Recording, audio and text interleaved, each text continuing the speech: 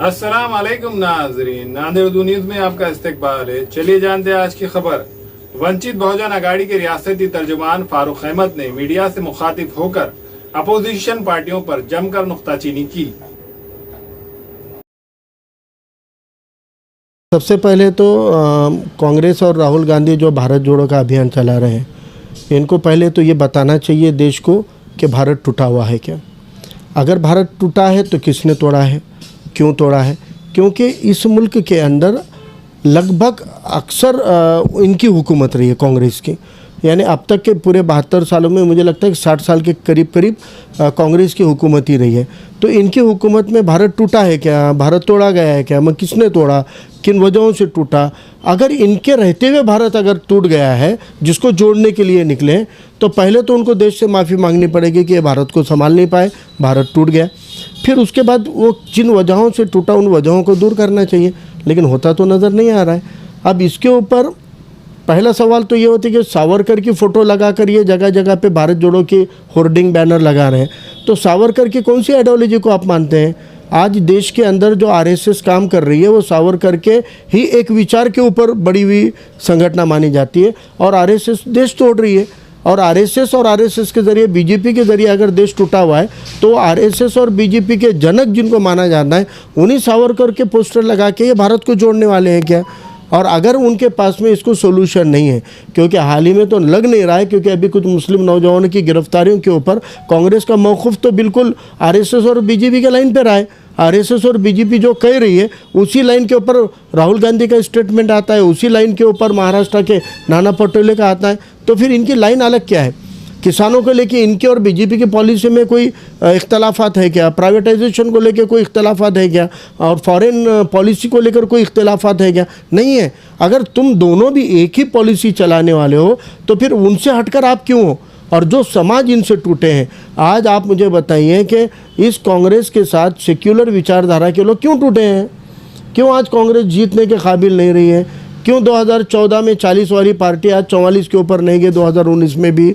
तो फिर ये अभी इस वक्त जब तक नरेंद्र मोदी और बीजेपी के अपोजिट में राहुल गांधी रहेगा, तब तक नरेंद्र मोदी को कोई डिफीट नहीं कर सकता है, क्योंकि एक कच्चा खिलाड़ी नरेंद्र मोदी के सामने खड़ा हुआ है। तो अगर ये अब लोगों को भरोसा आ गया था, इस बार लोग कांग्रेस को मुतबादिल नहीं मान रहे, तो ये भ्रम खड़ा कर देंगे, तो इससे क्या हो जाएगा, आवाम के अंदर फिर लोग गुमराह हो जाएंगे। ये मुझे लगता है कि बड़ा ख़तरे की बात है। इसलिए सेक्युलर ताकतें इनके साथ में कल भी नहीं गई, और इनकी पॉलिसी जब तक नहीं होगी, नफरत फैलाने वाले के खिलाफ ठोस प्रोग्राम राहुल गांधी नहीं लाएंगे, तब तक लग नहीं रहा है कि वो भारत को जोड़ने का काम कर रहे हैं। हम तो चैलेंज कर रहे हैं उनको, खुल के आओ तुम बीजेपी के खिलाफ। इन्होंने ये 2014 में जो किया वो 2002 में गुजरात में बता दिया था ये क्या करने वाले हैं।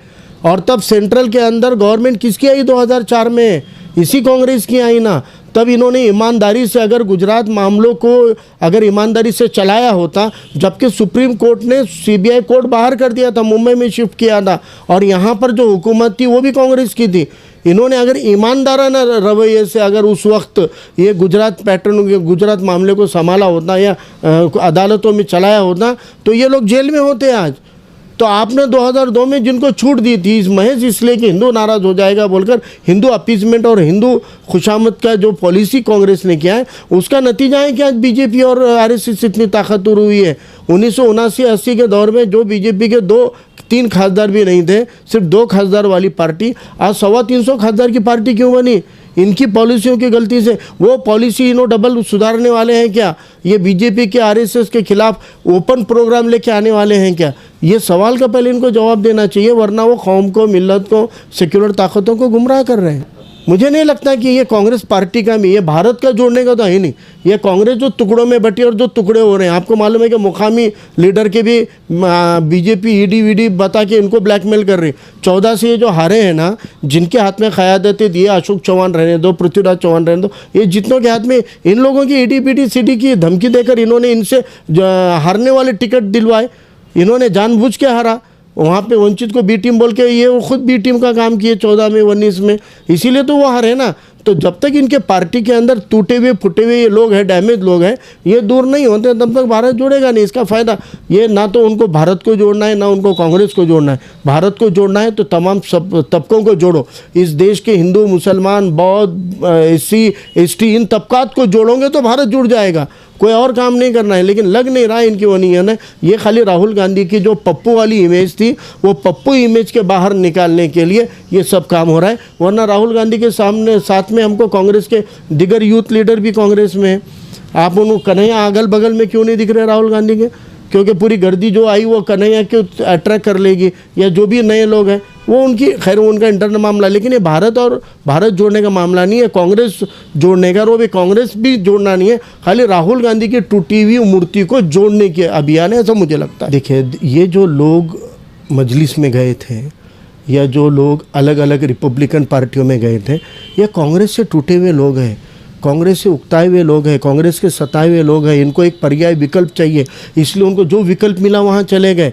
मुस्लिम्स के अंदर ज़्यादातर गए थे मजलिस में, और हमारे SC ST के लोग रिपब्लिकन के अलग अलग गठों में गए।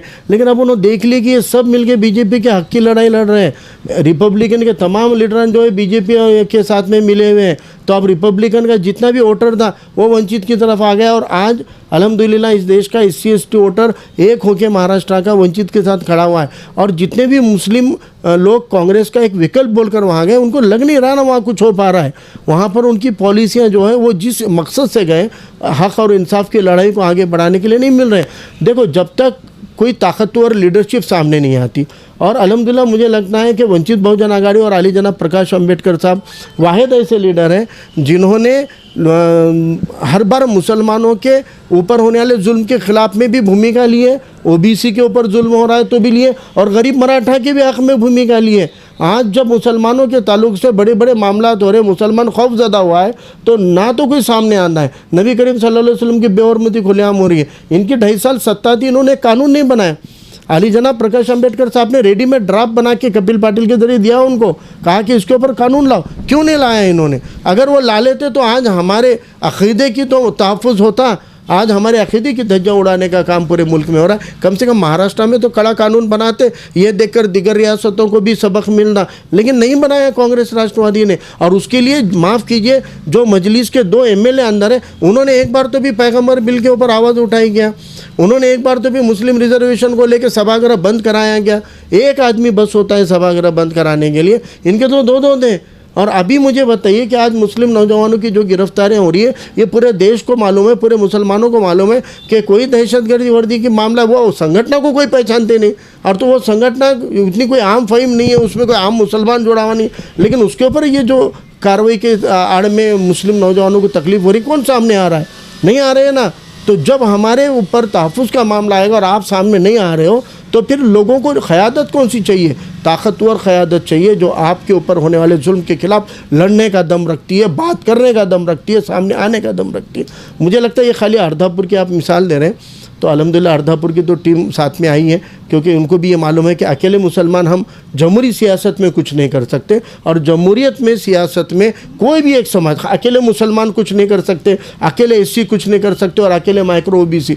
लेकिन अगर मुसलमान, SC ST माइक्रो OBC अगर एक जगह आएंगे तो इस गली से लेकर दिल्ली तक अपनी हुकूमत ला सकते हैं। ये बात पता चलने से अर्धापुर ही नहीं, मुख्तलिफ तालुक़े के अंदर, मुख्तलिफ ज़िलात के अंदर, लातूर ज़िले के अंदर के कई तालुक़े की पूरी कमेटी वंचित में, वहाँ के ज़िले के सदारत जिनको मिली थी वो सलीम भाई हमारे इधर आगे वाले, और मुख्तलिफ औरंगाबाद के अंदर तो कई नगर सेवक भी कांटेक्ट में हैं, वो लोग भी पूरी ताकत से आ रहे हैं। तो जो लोगों को हक़ और इंसाफ से काम करना है वो वंचित के साथ आ रहे हैं, जिनको इत्तेहाद की राजनीति करना है वो वंचित के साथ आ रहे हैं। तो अकेले मजलिस के नहीं, तो अलग अलग मुख्तलिफ पार्टी के भी लोग आ रहे हैं। मनसे के पूरी तालुका कमेटी हमारी उदगिर की वाहतुक सेना की वंचित में आई है। तो हर पार्टी के लोगों को अब लग रहा है कि मुत्तहिद होकर हम यहाँ पे एक बड़ी ताकत बन सकते हैं, और अल्हम्दुलिल्लाह ये लोग आ रहे हैं। हाँ, डायरेक्टली हर पार्टी के नगर सेवक है, क्योंकि इन्होंने उस्मानाबाद और औरंगाबाद का जो नाम बदला, उसके बाद में इनको खुद को पता चल गया है कि ये टीम बी टीम दूसरी कोई नहीं है, ये खुद इनके पार्टी के लीडरान जो है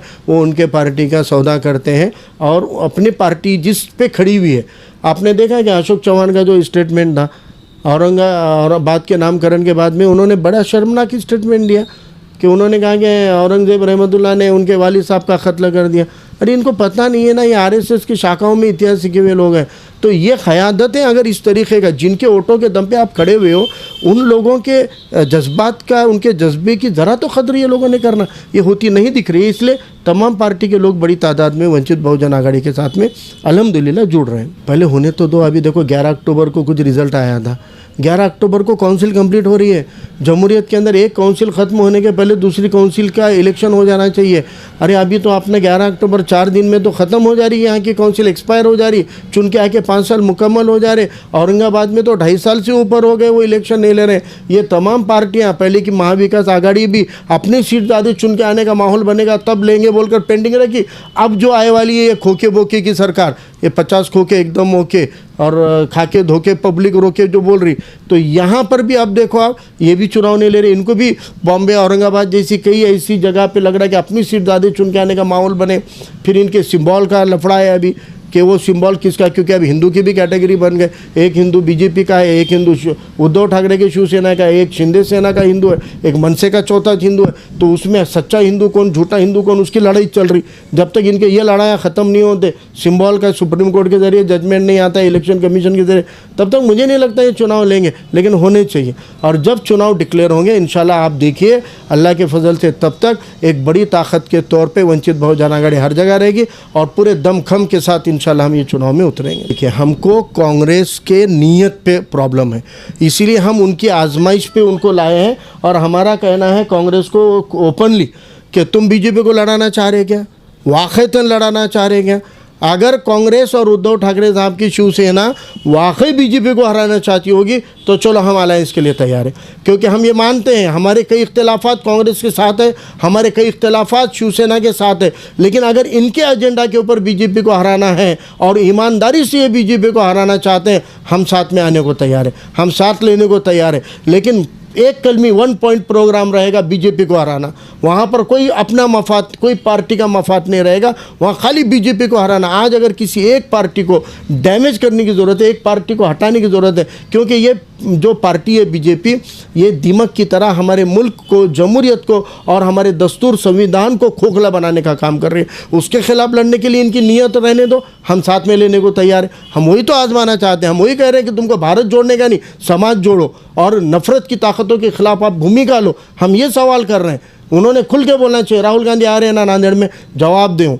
मैं चैलेंज करता हूं उनको, वंचित बहुजन आघाड़ी के साथ में की तरफ से मैं उनको बात करने के लिए तैयार हूँ। वक्त दें मुझे, मेरे 5 सवालों का जवाब राहुल गांधी दे दे, इन कैमरा दे, पब्लिक के सामने दे, मैं उनको सवाल पूछने को तैयार हूँ। अगर उनकी नीयत अच्छी है तो वो सामने आए ना, लेकिन वो नहीं करेंगे। अगर वो वाकई चाहते होंगे अगर बीजेपी को हराना, तो इंशाल्लाह फिर उसके अलायंस के लिए हमने तो ऑफ़र दिए उनको कि अगर आप बीजेपी को हराना चाहते हो तो साथ में आइए, और हम लेने को तैयार हैं उनको साथ में, अगर वो वाकई बीजेपी को हराना चाहते हैं तो। हैवेल्स फ्लोराइड शोरूम में fridge, AC, washing machine, TV, D fridge और मिनी अप्लायंसेज दस्तयाब है। खरीदारी करके scratch card, gift, discount offer से ज्यादा फायदा उठाए। प्रोप्राइटर अब्दुल रज़ाक, उनके फर्जंद Mohammed Irfan, Sahara electronic and appliances, Havells fluoride showroom, Wajegaon, Hyderabad highway road, Nanded. हमें ख़वातीन और औरतों के दिगर अमराज, बांझपन के इलाज के लिए, फैमिली प्लानिंग की मशवरात के लिए, बेहतरीन आलात की सहूलत में, नॉर्मल और ऑपरेशन से बच्चों की पैदाइश के लिए और ज़चगी के साथ साथ औरतों के दिगर अमराज के इलाज के लिए खुसूसी नज़्म केरला के मल्टी स्पेशलिटी और गवर्नमेंट हॉस्पिटल के तजुर्बेकार डॉक्टर खान सारा नुजरत, मावीन maternity and nursing home, Chawalwala complex, SBI bank के ऊपर, देगलू नाका, नांदेड़। हमारे यहाँ फर्नीचर, पलंग, सिंगारदान, सोफा सेट, अलमारी, डाइनिंग टेबल, कंप्यूटर टेबल और दीगर कंपनियों के फर्नीचर दस्तयाब है। प्रोप्राइटर मौलाना मोहम्मद शबीर अहमद साहब, deluxe furniture mall and home appliances, fruit market के सामने, माल्टीगिरी रोड, कामठा, नांदेड़।